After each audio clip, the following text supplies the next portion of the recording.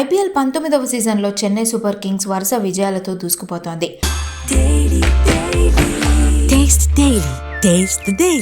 Kolkata night రైడర్స్తో జరిగిన మ్యాచ్లో 192 పరుగుల లక్ష్యాన్ని కాపాడుకోవడంలో ఒకే ఒక్కడు మ్యాచ్ను మలుపు తిప్పాడు. అతనే ఆఫ్ఘాన్ స్పిన్ సెన్సేషన్ నూర్ అహ్మద్. కోల్కతా బ్యాటర్లను తన స్పిన్ మాయాజాలంతో చుక్కలు చూపిస్తూ 32 పరుగుల తేడాతో సీఎస్కేకు ఘన విజయాన్ని అందించాడు.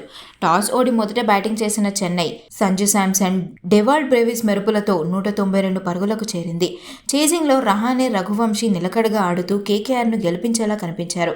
కానీ కెప్టెన్ రుతురాజ్ గైక్వాడ్ బాల్ను నూర్ అహ్మద్కు అందించడంతో కథ మొత్తం మారిపోయింది. 11వ ఓవర్లో నూర్ వరుసగా కెప్టెన్ అజింక్య రహానే, కామెరాన్ గ్రీన్ను క్లీన్ బౌల్ చేశాడు. నూర్ అక్కడితో ఆగలేదు. ఆ తర్వాతి ఓవర్లోనే ఫినిషర్ రింకు సింగ్ను కూడా పెవిలియన్కు చేర్చాడు.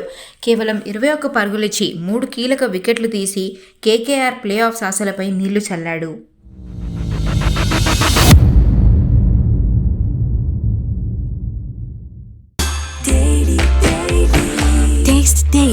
Taste the Daily.